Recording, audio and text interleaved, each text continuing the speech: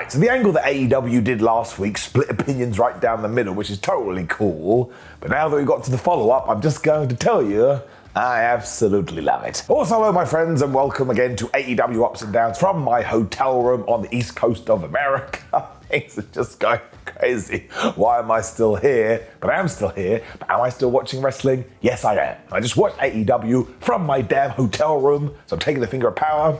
I give the good bits up, and the bad bits are down. But yes, Dynamite did indeed start with Tony Khan saying, hey, I can't be there live tonight because somebody tried to break my neck, but don't worry, we're going to have a great old time. When this feed was interrupted and the Young Bucks were here, they were like, we don't care, they're taking over. And they made it very clear right away, the reason they're now in charge and the reason they didn't get fired is because they are EVPs, they do have ironclad contracts, and if Tone can't make it to the show, well, Matthew and Nicholas Jackson, they're going to be pushing the buttons. They even cut to a brand new Dynamite intro, which was just footage of the Elite. I was just clapping. This is the good stuff, because not only is it tongue-in-cheek, not only is it entertaining, but it was also going to feed into the entire show, so I don't even care, man. You can still not like it, and you can still think it's a pile of shib. That is perfectly fine, but I am giving it an up. Just you wait till you see what happens at the end. All this continued as well, because who came to the ring? It was our AEW World Champion, Swerve Strickland. He's been working his ass off the last 7 days because he appeared on all 3 shows when he was like, well, this is kind of annoying because here I am trying to change the game. And who do we have in charge? A bunch of EVP bitches. He was not happy. He also essentially told the Young Bucks that eventually they will get theirs when he was like, hey, who I'm going to be facing at Double or Nothing, make yourself known right now. And also, wipe your feet on the carpet, because you coming into Swerve's house. He does indeed enjoy saying that saying. Matthew and Nicholas Jackson then popped up again. They were like, we're fining you for your potty mouth. When they said, fine, we will reveal who you will be taking on at the pay-per-view. And not only is it a former world champion, but it's Canadia's finest. So everyone was like, oh, it's Kenny Omega, but it wasn't. And in many ways, it was kind of better because it was the returning Christian Cage. And he picked up where he did leave off because he had a microphone and he pretended he was going to speak when he just smacked Swerve Strickland with this, when of course Nick Wayne and Killswitch attacked. That's what they enjoy doing. Christian then dropped Strickland onto the title as well using the kill switch, and I mean the move, not the dinosaur, because that would be a little bit weird, where Nick Wayne even took out Prince Nana with Wayne's World. And I was like, I shouldn't have done that, that's really mean. Caden underlined why he was getting this opportunity, because he was like, listen man, I'm not an idiot and I forget I have a brain, and do you know what you did last year? You broke into Nick Wayne's gym and you tried to kill him, so now I too want some revenge. I was like, oh, I love it. It all ties in. You also remembered the fact that he did team with Strickland last year at All In, and what happened there, they lost. And while he's been sat there all embarrassed, Swerve had the audacity to go on to become a world champion. So once again, he wants to whip his butt. Tage then went to his usual evil level of things, because he was like, I'm going to beat you so badly, your daughter essentially isn't going to recognize you, and she will need a brand new father, and that'll be me, Christian Cage. You know what I did sat in that chair? I laughed. I don't know how he does this, because it's a deplorable thing to come out of somebody's mouth. He has a strange power. Pretty sure Killswitch then ripped a clump of Swerve's hair out, which I thought was particularly brutal. But when I searched my tum-tum, do you know what it told me? Oh my gosh, I so want to see Christian Cage versus Swerve Strickland at Double or Nothing. And while Christian is not going to win, he's just so good at this character. Let's just call a spade. Give it an up. We then got a video reminding us of Adam Copeland's feud with the House of Black and that he was about to face one of them, but he wasn't sure who it was going to be, but the TNT title was on the line because he doesn't care. We also had Malachi talking beforehand and he was all like, oh, Adam, I want to get in your head because he enjoys being spooky wooky. And look, the long and the short of it is the opponent was Buddy Matthews, and as Adam Copeland has said recently, he just wants to go out there in AEW and have banger after banger, and he's totally doing it. Don't you come into my house and tell me he's not all time. And as for Buddy, he is so damn underrated. This was pure fire. Because I mean, we got Hurricane Ranas, we got dives, and we got Matthews grabbing Adam Copeland and just drilling his head into the mat. And I was like, great, can't believe you've done that. Now Adam is dead. They then quite literally both fell to the ground on the outside and made this horrible thud sound, to the point we even teased it could be a double count out when they got back in the ring and they collided together with a double crossbody. And I went into my move book and I was like, yep, they're doing everything. I'm pretty sure Buddy Matthews was then spitting up blood as Aubrey Edwards, the referee, and the doctor checked on him. But as always, it's like, you know what? You can carry on. Which begs the question, in what kind of state does a wrestler have to be in when a match does get called off? I mean, he had red stuff coming out of his mouth. I don't think something good was going on unless he'd secretly eaten tomato ketchup. And he didn't. Adam then showed his dark side too, because he went after Buddy's midsection when he hit him with an avalanche impaler DDT. I was like, I'm sorry, there's no two ways to talk about this. He's definitely trying to kill him. Of course, Matthews didn't want that to happen to him, so he stopped a spear with these crazy knee strikes. When all of a sudden he was going for a submission, but instead Adam Copeland gave him an angle slam or an Olympic slam when he went for another spear and miss. This was proper wrestling tennis. Sadly for Buddy though, his foot then let him down because he went for the stomp and he wasn't able to get it, so Adam Copeland did hit him for the spear and he got the 1, 2, 3. And this was a really terrific match. Adam continued his unhinged ways afterwards too, because he was going to give Buddy Matthews the concerto. When the lights went out, when they came back on, Malachi Black was there. He was like, yeah man, I think you should do it. Like he was crazier than that. He wasn't being all nonchalant. And when Buddy came to, he as well was going, yeah bro, why don't you hit me? Just as Copeland decided that he was going to do this, of course they did vanish, but I enjoyed this as well, because now they're trying to get in his head and try and get in mind games. Copeland probably needs to go find a friend or two. So honestly, you've got 15 minutes today, go and watch this. Up when Isiah Kassidy got murdered by Samoa Joe. I am going to say that Kassidy is so good in this role because he's so damn funny in these matches, but I do hope he gets back together with Private Party soon and we give them a little bit of a push. I still think they have a tremendous amount of potential as a tag team. Isiah also made a really bad move here because he essentially got Samoa's towel and started to mock him, which is when Joe got him. He just held him across the ring, and as always, Isiah Kassidy did that scream. Honestly, this is the good stuff. When it comes to wrestling, I was chuckling away. Now, Isiah was able to get a springboard stunner in there after being punched in the face, but you already know the deal. When he went for a dive over the ropes, Samoa Joe just noped him, and poor Kassidy landed right on the floor. Honestly, Samoa Joe must have been doing these nopes for like 20 years, and they never get old. Eventually, Kassidy basically flipped right into the muscle buster and he lost for the 1, 2, 3, so this didn't go very long at all. And of course, we did it to heat up Samoa Joe after he lost the World Championship.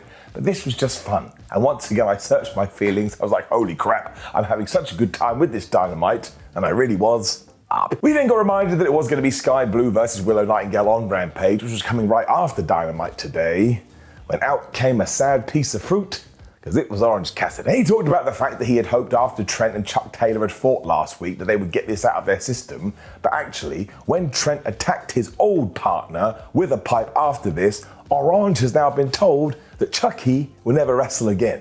And I went through a gambit of emotions here. I was like, is this a work or is this real? And if this is real, at least Chuck Taylor got to say the S word on TV. But also, what the flab is happening? Trent then came out on the stage too and was like, oh, there he is, Orange Cassidy, once again, always making things all about himself. And Orange was so mad here, he tried to get at him when the security stopped him. And that pissed me off. I was like, no man, let them go. When Chris Statlander was out here too, he was trying to calm everything down. From nowhere, Don Callis walked out as well and he whispered something in Orange's ear, and we never heard what that was.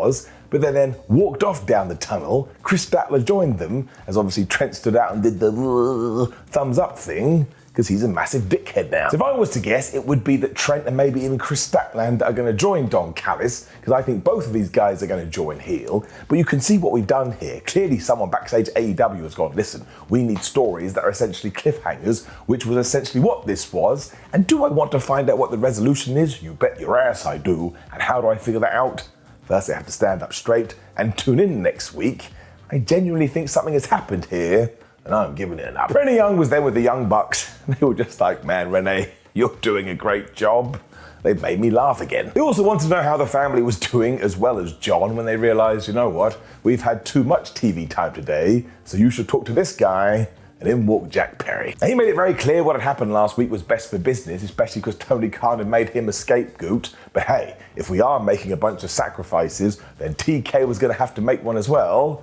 And that was true, he got dropped on his head. He also mentioned that we are now in the era of the elite, so once again, I think we have so much potential here. And given on week 1, it was one of the best Dynamites I've seen in ages, well, we are going to have to watch this space. When we got Chris Jericho versus Shibata for the FTW title. Now, I've mentioned as of late the whole Chris Jericho stuff hasn't got me, but in terms of this match, it was hard hitting and it was funny. And also I was like, how the flub are we getting this in 2024? So yeah, it was just another good match. I also have to talk about the fact that Jericho acting like a man of the people or like he's a mayor candidate by just waving his hand as he comes out has made me laugh. Even more so because Taz on commentary just hates this guy for obvious reasons. It's a fun juxtaposition. That is when we started and we just laid in the chops when eventually Jericho hit the lion salt. But I'm pretty sure he did this so his legs would hit Shibata right in the penis. That's what happened. He hit the testicle. It also allowed Jericho to smash Shibata in the head with a trash can lid, and that freaked me out when he also had some Winnipeg Jet hockey pucks.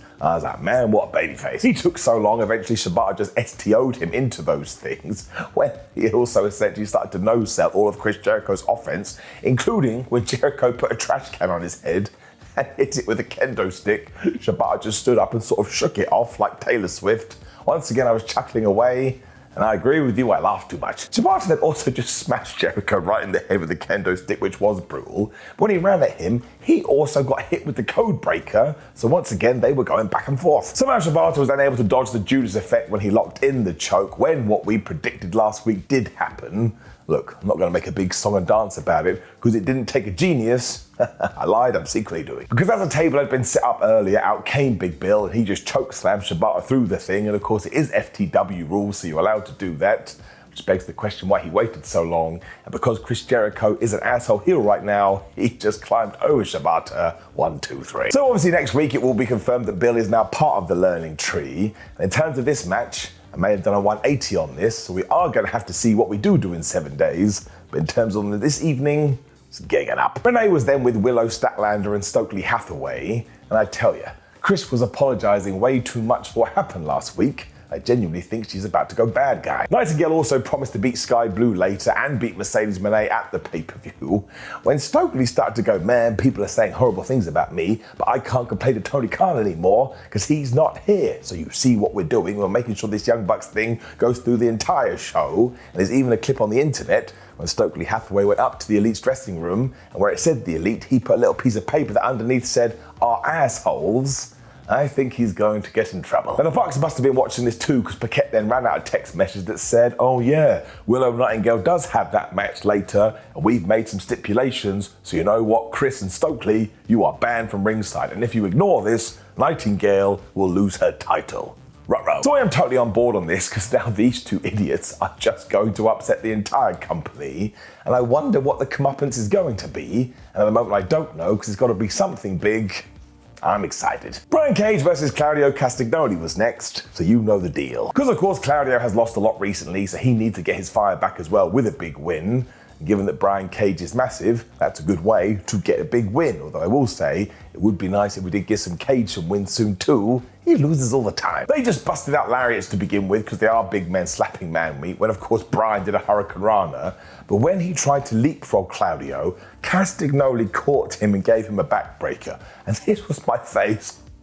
He's just so damn strong. Brian also did his suplex from the outside back into the ring, so he's got mad power too. And the uppercut that Claudio gave him after he escaped from the drill claw, I tell you, I thought he was going to break Brian Cage's jaw. They then smashed each other for a while until Claudio realised, oh yeah, I've got to Sagat one of these, which he absolutely clobbered Cage with. And after he'd done the big swing, because you have to give the people what you want, he went right into the sharpshooter, and poor Brian had to tap out. So look, I know that AEW does do these random matches all the time, but this is another one that I would recommend. I've sped through it way too fast.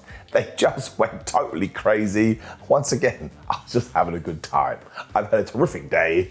Renee Paquette then decided she was going to do some digging because she was talking to Rocky Romero and she said, well, Rock, what side are you on? Now, Romero made it very clear that he was on nobody's side because he doesn't like this argument at all, and therefore he is going to be a singles wrestler, and because he wants to challenge himself, he is going to take on Kyle O'Reilly on Rampage.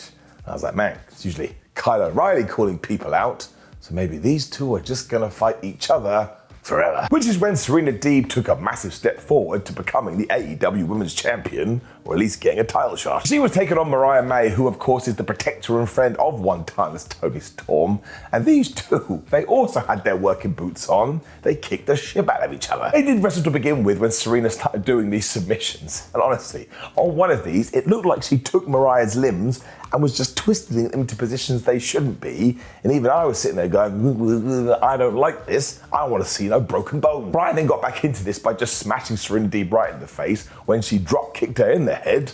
I was like, yeah, that'll do it. Deeb then tried to break her neck with a neck breaker and also hit a German suplex, but when she tried to follow up with the figure four, Mariah May decided she wasn't into that, and she hit the sweet cheek music in the corner, but she only got a 1-2-ooh. She went for the Mayday, but somehow Deeb countered that into a half crab, and that was really good because he just transitioned right into it. This is where things got really interesting. We got more story, because Timeless Tony Storm on the outside, who has basically gone babyface recently, couldn't handle seeing her buddy in this sort of pain, so she threw in the towel. Now, of course, not only did that give the match to Serena Deeb, but we saw a graphic, and now at Double or Nothing, it's Tony versus Serena.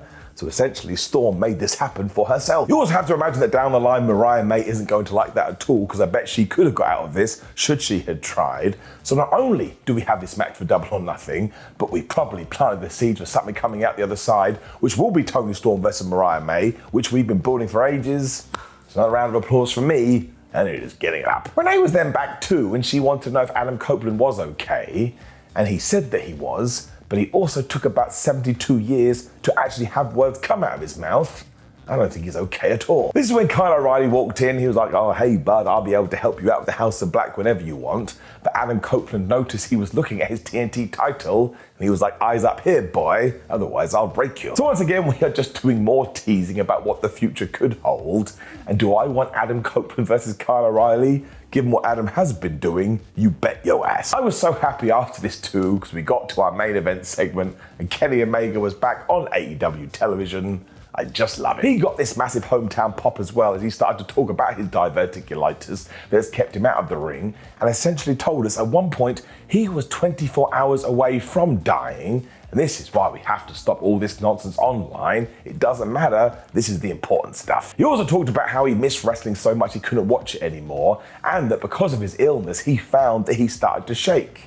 Then after a while, he decided, okay, look, I will put on a pay-per-view where he saw Swerve Strickland make history, and he saw Will Ospreay versus Bryan Danielson have one of the best matches ever, when he realized, oh my gosh, these shakes have nothing to do with my disease. It's because I'm having withdrawal symptoms from wrestling, because I want to be the best, and I've got to come back. I tell you, this was a super duper amazing emotional promo. Then he also talked about the fact that he felt like a coward and he was terrified of retiring, and that he cannot stand that people are talking about the best wrestler in the world, and now nobody has mentioned the name Kenny Omega. You know what, Ken, I am, you're the best. Therefore, even if there's only a 1% chance to return, that is what he's going to do. And given that he had been talking about colostomy bags here, because of course he's suffering from a stomach issue, he used this to turn it around and said, well, you know, talking of colostomy bags, let's talk about another pair of shitheads, the Young Bucks. That's a really good line. He also used their own rules against them too, because like, listen, you can fire me from the Elite, you do have that power, but I'm also an EVP, so you can think you're gonna run around and make all the shots, but you're not, because Kenneth is back,